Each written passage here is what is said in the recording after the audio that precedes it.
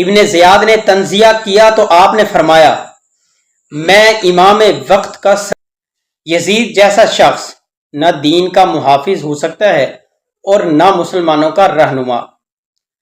یزید کی بیعت کربلا کی داستان میں جہاں سیدنا حسین ابن علی کا ذکر آتا ہے وہیں ایک اور ہستی جس کی قربانی کا ذکر بھی ملتا ہے، اور ان کی قربانی اسلامی تاریخ میں سنہری حروف میں لکھی جائے گی۔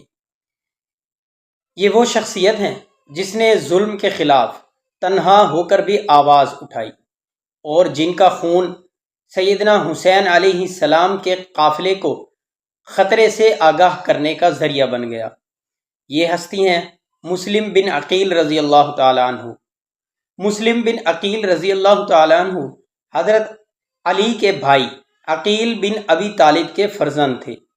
یوں آپ رسول اللہ صلی اللہ علیہ وسلم کے چچا زاد بھائی کے بیٹے ہوئے اور اہل بیت میں شمار ہوتے ہیں۔ آپ کی پرورش ایک ایسے گھرانے میں ہوئی جو ایمان، تقوی، علم اور شجاعت کا مرکز تھا۔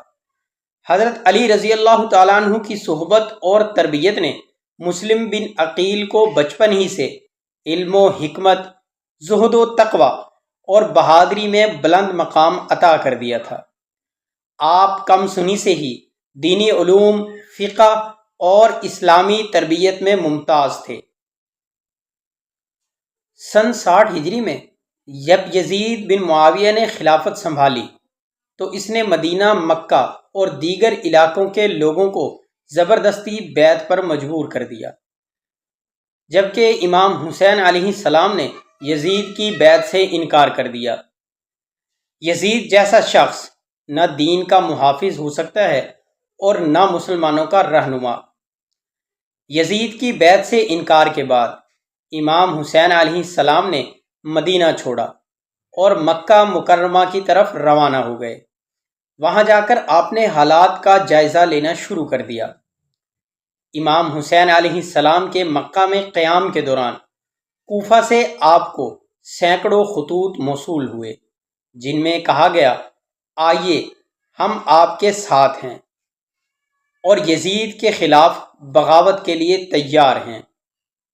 امام حسین علیہ السلام نے جب ان سینکڑوں خطوط کو دیکھا اور ان میں آنے والی اطلاعات کو جانچا تو آپ نے فیصلہ کیا کہ آپ کوفہ کی طرف روانہ ہوں گے۔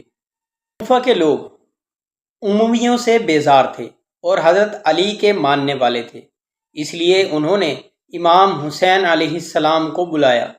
امام نے فوری طور پر حالات کا جائزہ لینے کے لیے سیدنا مسلم بن عقیل کو اپنا نمائندہ مقرر فرمایا۔ سیدنا مسلم بن عقیل مکہ سے خفیہ انداز میں کوفہ کی طرف روانہ ہوئے۔ راستے میں کئی سخت مقامات سے گزرے اور بالآخر کوفہ پہنچے۔ آپ نے بانی بن عمر، مختار بن ابی عبید ثقفی اور دیگر معزز شخصیات سے ملاقات کی اور امام حسین علیہ السلام کی آمد کی نوید سنائی۔ سیدنا مسلم بن عقیل رضی اللہ تعالیٰ عنہ نے کوفہ کی مسجد میں نماز کی امامت فرمائی۔ آپ کی اقتداء میں 18,000 لوگوں نے نماز ادا کی اور آپ کے ہاتھوں پر امام حسین علیہ السلام کی بیعت کی۔ اس انقلابی فضا کو دیکھتے ہوئے حضرت مسلم بن عقیل رضی اللہ تعالیٰ عنہ نے امام حسین علیہ السلام کو خط لکھا کہ آپ کوفہ کے لیے روانہ ہو جائیں کیونکہ یہاں حالات سازگار ہیں۔ آپ فوراً کوفہ تشریف لے آئیے۔ اس کے بعد یزید نے کوفہ کے حالات کو بگڑتے ہوئے دیکھا تو بصرہ کے گورنر عبید اللہ بن زیاد کو کوفہ بھیجا۔ اس نے سختی، خوف اور سازش سے اہل کوفہ کو امام حسین علیہ السلام سے دور کر دیا۔ عبید اللہ نے انعام، سزا، قتل کے ذریعے لوگوں کو خوف زدہ کر دیا، یہاں تک کہ جو کل تک مسلم بن عقیل کے ساتھ تھے وہ آج دروازے بند کر کے اندر چھپ گئے۔ جب مسلم بن عقیل رضی اللہ تعالیٰ عنہ نے دیکھا کہ ساتھی بکھر گئے ہیں تو وہ مسجد سے نکل کر شہر کی گلیوں میں تنہا پھرتے رہے پیاس، بھوک اور تنہائی کے عالم میں ایک نیک دل عورت دعا نے آپ کو اپنے گھر میں پناہ دی۔ رات بھر آپ سجدے میں روتے رہے، دعائیں کرتے رہے اور حضرت حسین رضی اللہ تعالیٰ عنہ کے سفر کے بارے میں پریشان رہے۔ صبح کے وقت دعا کے بیٹے نے ابن زیاد کو اطلاع کر دی۔ عبید اللہ نے فوج روانہ کی۔ مسلم نے تنہا ان کا مقابلہ کیا، کئی کو زخمی کیا، مگر آخرکار تھکن، پیاس اور زخموں کے باعث گرفتار کر لیے گئے۔ ابن زیاد کے سامنے پیشی کے وقت بھی آپ کے چہرے پر وقار، زبان پر حق اور دل میں حسین کی محبت تھی۔